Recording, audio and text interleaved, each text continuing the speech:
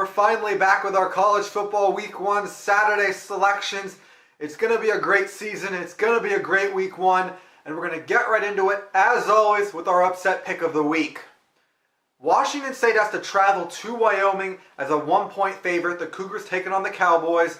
Mike Leach at Washington State is 1-5 in season openers. Meanwhile, Wyoming has already played a game last week in which they won, and it looks like they might have the best defense they've had under Craig Bohl.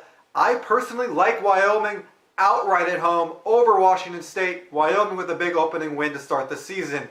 Rolling on now into our main picks.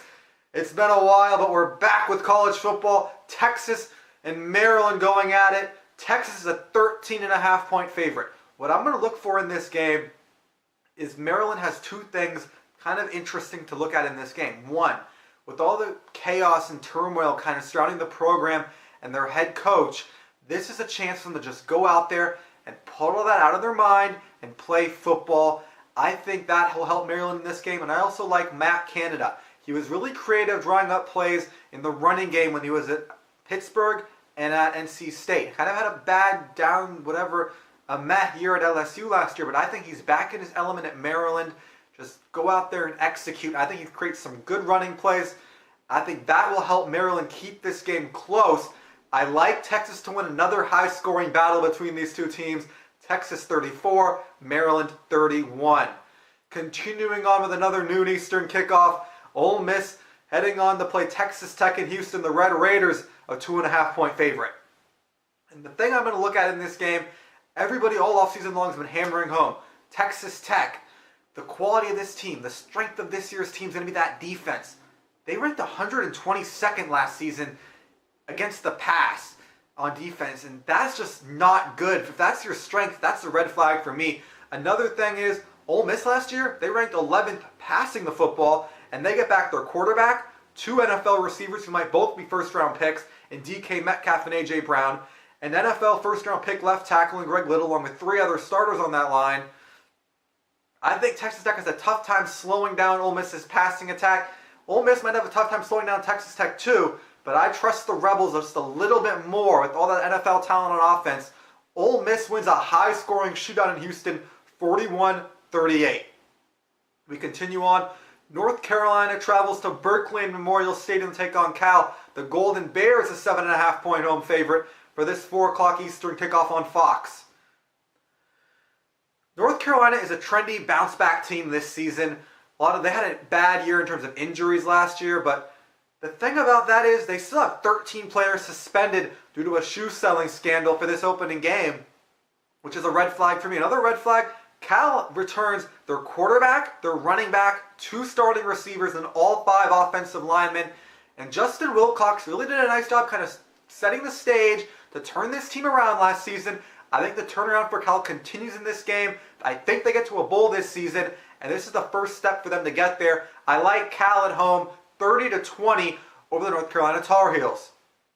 Continuing on, a 3:30 Eastern kick on CBS. Tennessee and West Virginia meet in Charlotte. The Mountaineers are a 9.5-point favorite here. And what I'm going to look at in this game is last year Tennessee had the 3rd best passing defense. And what do we know? Will Grier, Gary Jennings, and David Sills, they're going to try to pass the ball all around the field up and down. But that was the 3rd-ranked pass defense last year. Why is that different than the other stats I've been reciting from last year?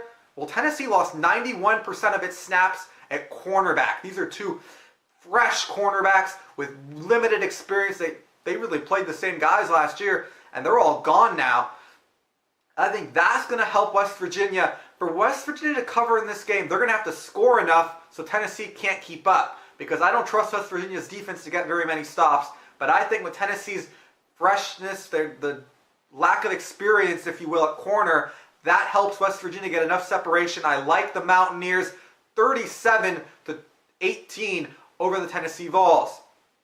Continuing on now to another showdown game, you have the Alabama Crimson Tide and the Louisville Cardinal meeting in Orlando. The Crimson Tide, a 24-point favorite over Louisville in this game. And what I'm going to look at here, Jawan Pass for Louisville making his first career start. I think Jawan Pass this season surprises a lot of people replacing Lamar Jackson. I think he does a nice job. But to make your first start against the Nick Saban coach defense, Yes, they lost some starters in the secondary, but they got a bunch of 4- and 5-star guys coming right off the pipeline. I think Louisville surprises people this season. Jawan Pass has a good year, but it's going to be tough against Alabama in prime time. I like the Crimson Tide 38-10. The Tide roll past Louisville into a 1-0 start. Continuing on, Washington and Auburn meet in Atlanta. A neutral site game, but you know Auburn is going to have a lot of fans of this game being played in the South. The Tigers a 2-point favorite over Washington in a game that when we look back on it in December might have a lot of implications on who the final 4 teams in college football are. Well, that's absolutely true. I think if Auburn wins this game, they might be able to finish second in the SEC West if their one loss is to, say, Alabama and still make it into the playoff. For Washington, if they were to lose this game, well, they probably have to run the table in the Pac-12 to get to the playoff because they'd have to. I can't see a Pac-12 team having 2 losses and getting into the playoff.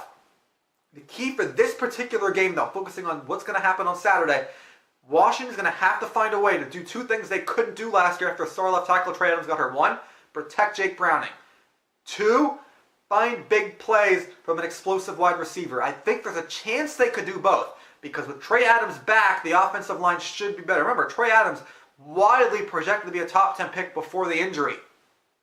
And at receiver, there's a lot of hype coming out of Seattle about Ty Jones, an explosive, highly recruited guy who can be the guy, kind of like a John Ross, which Washington has missed.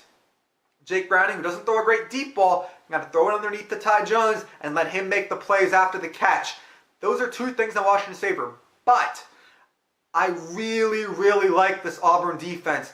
They have a deep front 7 with a lot of really good guys at the line of scrimmage. Derek Brown, Marlon Davidson, Dontavius Russell, Nick Coe, Big Cat Bryant, all back. They got 2 really, really good corners.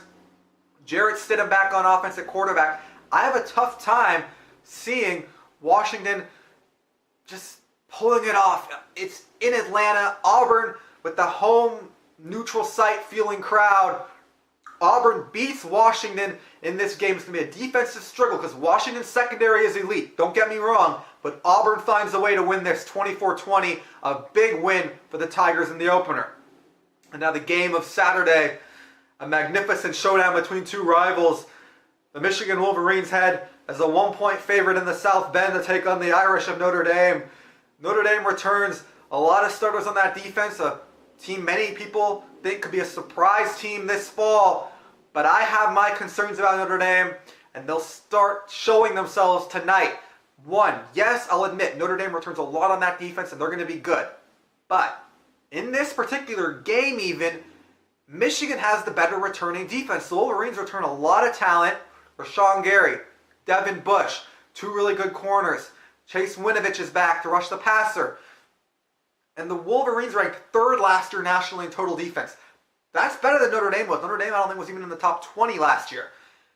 Also, Brandon Wimbush on offense just really, really concerns me.